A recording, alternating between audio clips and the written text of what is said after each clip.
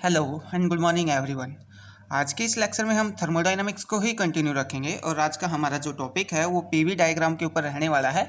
और ये जो टॉपिक है वो बेसिक नॉलेज के लिए बहुत ज़्यादा ज़रूरी है। जैसे जैसे हम आगे चलेंगे तो थर्मोडाइनमिक्स के अंदर इस टॉपिक का काफ़ी ज़्यादा यूज होगा। ठीक है, तो स्टार्ट करते हैं। स्टार्ट करने से पहले हम थोड़ा सा बात करेंगे इससे पहले वाले लेक्चर्स पे, जहाँ पे हमने फर्स्ट लॉ और जीरोथ लॉ और फर्स्ट लॉ के बारे में पढ़ा था और साथ में कुछ छोटी छोटी टर्म्स के बारे में पढ़ा था, जैसे वर्क डन है, इंटरनल एनर्जी है और आइडियल गैस इक्वेशन है। ठीक है, तो हम थोड़ा सा बात करेंगे यहाँ पे वर्क डन के ऊपर। तो हमने डेल डब्ल्यू क्या निकाला था पिछले लेक्चर में, पी डी वी निकाला था। ठीक है, इसका हम यूज करेंगे और इसका यूज करके हम देखेंगे कि पीवी डायग्राम अपने को क्या बताता है। तो जो पीवी डायग्राम के अंडर जो एरिया होता है वो एरिया फिजिकली अपने को वर्क डन रिप्रेजेंट करके बताता है। तो हमने यही बता रखा, area under PV diagram physically represent work done. ठीक है, अब हम पीवी डायग्राम के कोरस्पॉन्डिंग जो एरिया होगा उसमें वर्क डन निकालना भी सीखेंगे, किस टाइप से हम वर्क डन निकालेंगे। और साथ में एक क्वेश्चन है जो एग्जाम में काफ़ी टाइम पूछा जाता है थर्मोडायनामिक्स के अंदर, और वो क्वेश्चन ये है कि जो वर्क डन है अपना वो पाथ डिपेंडेंट होता है। ये अपने को मैथमेटिकली प्रूव करके बताने, ये क्वेश्चन काफ़ी टाइम 4 या 5 मार्क्स के अंदर पूछ लिया जाता है। ठीक है, तो वो क्वेश्चन पढ़ने से पहले हम थोड़ा सा पीवी डायग्राम को समझ लेते हैं। तो हमने वर्क डन क्या निकाला था लास्ट लेक्चर में, W equal to P D V निकाला था। अब हम बात करते हैं कि वर्क डन कब अपने पास पॉजिटिव होगा और कब वर्क डन अपने पास नेगेटिव होगा और कब वर्क डन जीरो होगा। तो फर्स्ट केस में देखते हैं हम, ये जो वॉल्यूम हमने यहाँ पे लिया है इस वॉल्यूम को हम इंक्रीज करके चलते हैं, प्रेशर को कांस्टेंट रखते हैं और वॉल्यूम को चेंज करते हैं। तो हम वॉल्यूम को, हमने यहाँ पे एक ग्राफ लिया है पीवी और हम यहाँ पे प्रेशर को कांस्टेंट रखते हैं। हमने यहाँ पे प्रेशर को कांस्टेंट कर दिया और वॉल्यूम को हम इस टाइप से इंक्रीज करते जा रहे हैं। ठीक है, तो यहाँ पे जो वर्क डन होगा इस केस में जो डेल डब्ल्यू है वो ग्रेटर देन होगा किसके, जीरो से बड़ा होगा। अब ये जो ग्राफ है अपने को रिप्रेजेंट करके बताता है कि यहाँ पे जो वॉल्यूम है वो इंक्रीज हो रही है और अपना जो प्रेशर है वो क्या है, कांस्टेंट है। इस केस में जब वॉल्यूम इंक्रीज होती है तो वर्क डन अपना जीरो से क्या होगा, ज़्यादा होगा। अब जब वर्क डन जीरो से ज़्यादा होता है, work done greater than zero होता है, मतलब work done by the system. ठीक है, वर्क डन सिस्टम के द्वारा किया जा रहा है और इस केस में जो वर्क डन है वो कैसा होता है, पॉजिटिव वर्क डन होता है। तो हम यहाँ पे लिखेंगे वर्क बाय द सिस्टम इस केस में, और यहाँ पे जो वॉल्यूम है वो इंक्रीज होती जा रही है। ठीक, सेकंड में क्या है, सेकंड में हम यहाँ पे लेके चलते हैं। अब तो हमने पॉजिटिव के लिए देखा था, अब अगर मैं नेगेटिव के लिए देखूँ तो मैं यहाँ पे ये जो वॉल्यूम है इस वॉल्यूम को डिक्रीज करना स्टार्ट कर दूँ, प्रेशर को तो कांस्टेंट रखूँगा। अब मैं वॉल्यूम को डिक्रीज करना स्टार्ट कर देता हूँ, वॉल्यूम इस टाइप से क्या करें, डिक्रीज करें। ठीक है, इधर वॉल्यूम की वैल्यू इंक्रीज होती जा रही है। अगर मैं इसको वापस लेके आना शुरू कर दूं तो मैं क्या बोलूँगा, वॉल्यूम क्या हो रही है, डिक्रीज हो रही है। ठीक है, तो इस केस में अगर वॉल्यूम डिक्रीज होगी तो यहाँ पे जो वर्क डन होगा वो लेस देन इक्वल टू, वो कम होगा किससे, जीरो से। और इस केस में हम क्या बोलेंगे, अपने पास नेगेटिव वर्क डन है, डेल डब्ल्यू की वैल्यू कैसी हो जाएगी, अपने पास नेगेटिव हो जाएगी। मतलब हम सिस्टम के ऊपर काम कर रहे हैं यहाँ पे, तो work done on the system, और work done on the system होता है तो वर्क डन कैसा होता है, अपने पास नेगेटिव होता है। ठीक है, अब थर्ड केस की बात करते हैं। थर्ड केस में क्या है, अपने पास जब वर्क डन कितना हो जाए, जीरो हो जाए। अब वर्क डन कितना हो जाए, जीरो। हाँ, वर्क डन जीरो किस केस में होगा, यहाँ पे अगर मैं वॉल्यूम को कांस्टेंट कर दूं, अगर मैं वॉल्यूम को यहाँ पे कांस्टेंट कर दूं तो चेंज इन वॉल्यूम कितना हो जाएगा, डीवी की वैल्यू कितना हो जाएगी, जीरो हो जाएगी। ठीक है, तो हमने थर्ड केस में यहाँ पे यही किया है, जो वॉल्यूम है हमने उसको कांस्टेंट कर दिया, वॉल्यूम को कांस्टेंट कर दिया और प्रेशर की वैल्यू हम इस टाइप से इंक्रीज करते जा रहे हैं। ठीक, तो इस केस में जो वर्क डन है डेल डब्ल्यू कितना हो जाएगा, इस केस में जीरो हो जाएगा। तो हम यहाँ पे लिखेंगे v इक्वल टू क्या है, अपने पास कांस्टेंट है, v इक्वल टू कांस्टेंट है तो dv इक्वल टू कितना हो जाएगा, चेंज इन वॉल्यूम कितना हो जाएगा, जीरो हो जाएगा। और जब चेंज इन वॉल्यूम जीरो होगा तो डेल डब्ल्यू इक्वल टू कितना हो जाएगा, जीरो हो जाएगा। ठीक है, अब हम बात करते हैं, हमने बोला है जो area under the PV diagram है ये फिजिकली अपने को वर्क रिप्रेजेंट करके बताता है, वर्क डन को रिप्रेजेंट करके बताता है।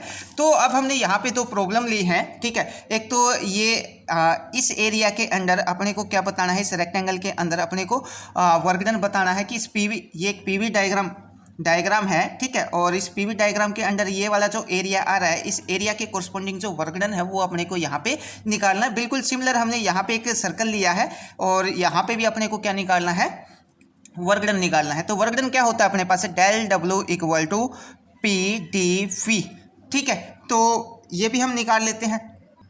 तो यहाँ पे जो वॉल्यूम है, इस पॉइंट पे वॉल्यूम है वो हमने कितना मान लिया, V1 मान लिया। इस पॉइंट पे वॉल्यूम हमने कितना मान लिया, V2 मान लिया। और यहाँ पे जो प्रेशर है वो हमने कितना मान लिया, P1 मान लिया, ठीक है। अब डेल डब्ल्यू अपने पास क्या हो जाएगा, डेल डब्ल्यू हो जाएगा अपने पास प्रेशर कितना है इस पॉइंट के ऊपर, प्रेशर है P1 और change in volume dV, change in volume कितना हो जाएगा, area under the curve, area under the PV diagram क्या रिप्रेजेंट करता है, वर्क डन को। अब एरिया कौन सा है अपने पास, ये वाला एरिया है, ठीक है। इस एरिया में वॉल्यूम क्या है अपने पास, अगर मैं यहाँ पे इस पॉइंट का वॉल्यूम कितना है V2 माइनस V1 कर दूँ तो ये जो एरिया है इस एरिया का क्या आ जाएगा, वॉल्यूम आ जाएगा, ठीक है। तो area under the work done यहाँ पे इस ट्रायंगल इस रेक्टेंगल का क्या हो जाएगा, ये हो जाएगा। सिमिलर अगर मैं इस सर्कल का निकालूं, इस सर्कल का जो एरिया अंडर द कर्व है वो कितना आएगा, तो वर्क डन क्या हो जाएगा, यहाँ पे वर्क डन हो जाएगा अपने पास, ये हो जाएगा पाई आर स्क्वायर। एरिया कितना है इस सर्कल का, पाई आर स्क्वायर होता है। तो अपने को यहाँ पे क्या निकालनी है, आर की वैल्यू निकालनी है। अब इस आर की वैल्यू निकालने के लिए मैंने ये जो पॉइंट है इस पॉइंट को मैंने बोल दिया V1 और ये वाला जो पॉइंट है इसको मैंने बोल दिया यहाँ पे V2। बिल्कुल सिमिलर ये जो पॉइंट है इसको मैंने बोल दिया यहाँ पे P1 और ये जो पॉइंट है इस पॉइंट पे जो प्रेशर है इसको मैंने क्या बोल दिया, P2 बोल दिया, ठीक है। तो यहाँ पे हम वॉल्यूम के फॉर्म में और प्रेशर की फॉर्म में, दोनों की फॉर्म में निकाल लेते हैं। यहाँ आर की वैल्यू अगर मैं निकालना चाहूँ, यहाँ पे अपने पास क्या है, डायामीटर है, ठीक है। अब डायामीटर का हाफ करना पड़ेगा अपने को आर की वैल्यू निकालने के लिए, तो पाई तो मैं यहाँ पे एज इट इज रखता हूँ, ठीक है, वॉल्यूम की फॉर्म में निकालता हूँ। अब अगर मैं यहाँ पे V2 माइनस V1 कर दूँ, ठीक है, तो मेरे पास क्या आ जाएगा, ये डायामीटर आ जाएगा। अब डायामीटर का हाफ क्या होता है, रेडियस होता है, तो इसका मैंने क्या कर दिया, हाफ कर दिया।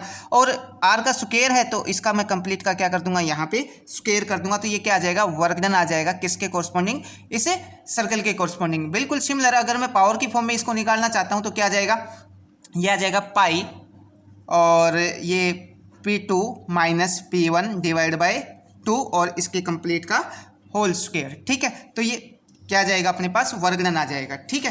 तो इस टाइप से हम जो पीवी डायग्राम के कोरस्पॉन्डिंग जो एरिया होता है उसका वर्क डन हम निकाल सकते हैं। अब अपने पास जो नेक्स्ट क्वेश्चन है, नेक्स्ट क्वेश्चन क्या है अपने पास, क्वेश्चन है जो अपने पास वर्क डन है वो पाथ डिपेंडेंट होता है, ये अपने को मैथमेटिकली प्रूव करके बताना है। और ये क्वेश्चन काफ़ी टाइम एग्जाम में 4 या 5 मार्क्स के अंदर पूछ लिया जाता है। तो वर्क डन पाथ डिपेंडेंट होता है, इसको प्रूव करने के लिए हमने यहाँ पे क्या लिया है, एक पीवी डायग्राम के कोरस्पॉन्डिंग एक एरिया लिया है। ये मैंने बोल दिया P, ये मैंने बोल दिया V, और यहाँ पे मैंने एक रेक्टेंगल लिया है। मैं क्या करूँगा, यहाँ पे फर्स्ट पाथ के कोरस्पॉन्डिंग वर्क डन निकालूंगा। मैं पहले पाथ से A से D पे जाऊँगा और D से किस पे आऊँगा, C पे आऊँगा, इसके लिए वर्क डन निकालूंगा। फिर मैं A से B पे आऊँगा और B से कहाँ पे जाऊँगा, C पे जाऊँगा, इस पाथ के लिए वर्क डन निकालूंगा। और फिर मैं किसके लिए, थर्ड पाथ के लिए वर्क डन निकालूंगा। तीनों पाथों के लिए वर्क डन की वैल्यू देखेंगे। वर्क डन की वैल्यू अगर सेम आती है तो वर्क डन पाथ के ऊपर डिपेंड करता है, अगर वर्क डन की वैल्यू सेम नहीं आती है तो वर्क डन पाथ के ऊपर डिपेंड नहीं करता है। हाँ सॉरी, अगर वर्क डन की वैल्यू सेम आती है तो वर्क डन पाथ के ऊपर डिपेंड नहीं करता, और वर्क डन की वैल्यू डिफरेंट आती है तो ये पाथ के ऊपर डिपेंड करेगा, ठीक है। तो हमने यहाँ पे क्या लिया, वर्क डन निकालना है अलोंग अपने को किसके, ADC। अब A पॉइंट के ऊपर जो प्रेशर है उसको हमने कितना बोल दिया, P1 बोल दिया, और B पॉइंट के ऊपर जो प्रेशर है इसको कितना बोल दिया, P2 बोल दिया।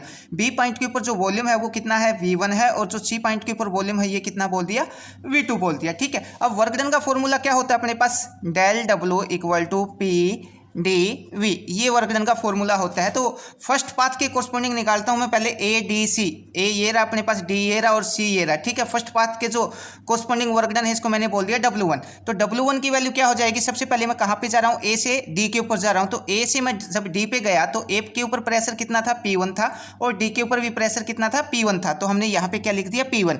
अब A से जब D के ऊपर जा रहा हूँ तो यहाँ पे वॉल्यूम में चेंज हो रहा है, A के ऊपर वॉल्यूम कितना है, P1, और D के ऊपर वॉल्यूम कितना है, P2। तो मैंने यहाँ पे लिखा V2 माइनस V1, क्योंकि फॉर्मूले में क्या है, DV मतलब चेंज इन वॉल्यूम, ठीक है। प्लस अब मैं कहाँ से कहाँ जा रहा हूँ, D से C पे जा रहा हूँ। तो D से C के ऊपर जा रहा हूँ तो प्रेशर कितना है अपने पास, प्रेशर तो कितना है, P1 है, और जब इसके ऊपर जा रहा हूँ तो प्रेशर कितना है, P2 है, ठीक है।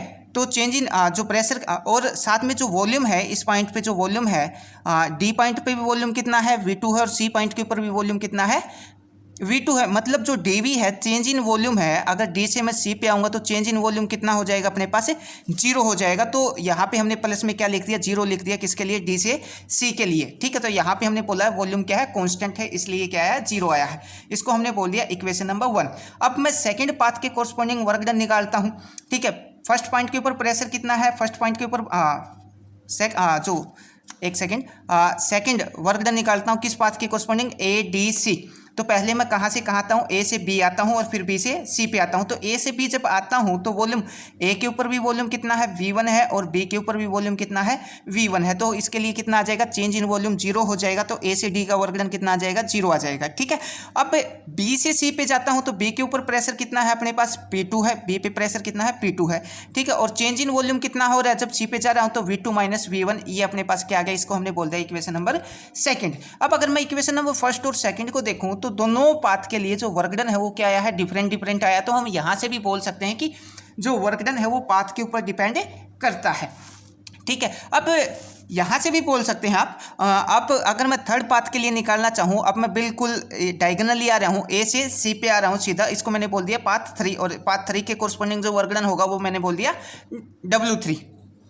ठीक है, अब ए से सी जो पाथ है इसके अलोंग अपने को क्या निकालना पड़ेगा, वर्क डन निकालना पड़ेगा। और वर्क डन निकालने के लिए अपने को क्या करना है, एरिया अंडर द कर्व पता करना पड़ेगा। तो एरिया अंडर कर्व पता करने के लिए हम यहाँ पे क्या लेके चलेंगे, पहले ट्राइंगल का निकालेंगे और उसके बाद रेक्टेंगल का निकालेंगे और फिर दोनों को क्या कर देंगे, ऐड कर देंगे। तो सबसे पहले हम इस ट्राइंगल का एरिया अंडर द कर्व निकालेंगे और फिर किसका निकालेंगे, इस रेक्टेंगल का निकालेंगे और दोनों को क्या कर देंगे, ऐड कर देंगे। ठीक है, तो अपने को टोटल मिल जाएगा। तो सबसे पहले हम क्या करते हैं, सबसे पहले ये हमने बोला P, ये V, और हम इस ट्राइंगल का निकालते हैं। ठीक है, इस ट्राइंगल का निकालते हैं। ये पॉइंट अपने पास क्या है, A है, ये पॉइंट मेरे पास C है और ये पॉइंट मेरे पास क्या है, B है। उसके बाद फिर मैं किसका निकाल लूँगा, उसके बाद फिर मैं निकाल लूँगा इस रेक्टेंगल का, इस टाइप से इस रेक्टेंगल का भी हम निकाल लेंगे और फिर दोनों को ऐड कर देंगे। अब जो एरिया है ट्राइंगल का वो कितना होता है, ट्राइंगल का एरिया होता है 1/2 बेस इंटू हाइट। ठीक है, इस फॉर्मूले की हेल्प से हम निकाल लेंगे। तो कौन सा है, ये वाला ABC, ये वाला ट्राइंगल ले लेते हैं। तो वर्क डन को हमने क्या बोला, W3 बोला। और सबसे पहले क्या है 1/2, तो 1/2 एज इट इज। बेस क्या है अपने पास, बेस है वॉल्यूम।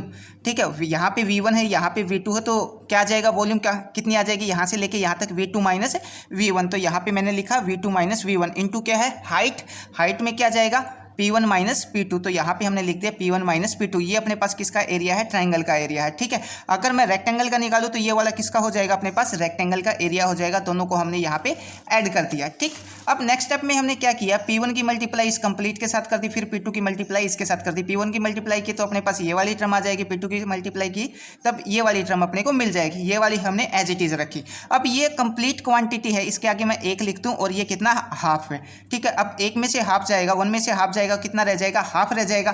तो ये वाली टर्म हमने यहाँ पे एज इट इज कर रखी और इसको इसमें से सब्ट्रैक्ट कर दिया। सब्ट्रैक्ट करने से 1 में से हाफ जाएगा तो कितना रह जाएगा, हाफ रह जाएगा। ठीक है, तो ये हाफ यहाँ पे रह जाएगा। अब इसमें से कॉमन क्या आ रहा है, अपने पास कॉमन आ रहा है 1/2 और V2 माइनस V1 कॉमन आ रहा है, उसको तो हमने कॉमन निकाल लिया। यहाँ से क्या बचेगा, P1 बचेगा और यहाँ पे क्या बचेगा, P2 बचेगा, वो हमने यहाँ पे रख दिया। तो इसको हमने बोल दिया इक्वेशन नंबर 3। जो थर्ड पाथ है उसके कोरस्पॉन्डिंग जो वर्क डन आ रहा है वो अपने पास ये है, सेकंड के कोरस्पॉन्डिंग वर्क डन ये है और फर्स्ट के कोरस्पॉन्डिंग अपना वर्क डन ये है। तो तीनों पाथ के कोरस्पॉन्डिंग जो वर्क डन है वो डिफरेंट डिफरेंट आया है। ठीक है, तो हम यहाँ पे लिख सकते हैं W1 नॉट इक्वल टू, एक सेकेंड ये फ्रेम से बाहर है, हाँ, जो W1 है वो नॉट इक्वल टू W2 और W2 W3 के इक्वल नहीं है। मतलब हम यहाँ पे बोल सकते हैं जो वर्क डन है वो डिपेंड करता है किसके ऊपर, पाथ के ऊपर डिपेंड करता है। ठीक है, तो आई होप आपको ये समझ में आया होगा पीवी डायग्राम और साथ में जो वर्क डन है वो पाथ के ऊपर किस टाइप से डिपेंड करता है। ठीक है, अगर इसमें से कोई बात समझ ना आई हो तो आप मैसेज करके या फिर कॉमेंट करके पूछ सकते हैं।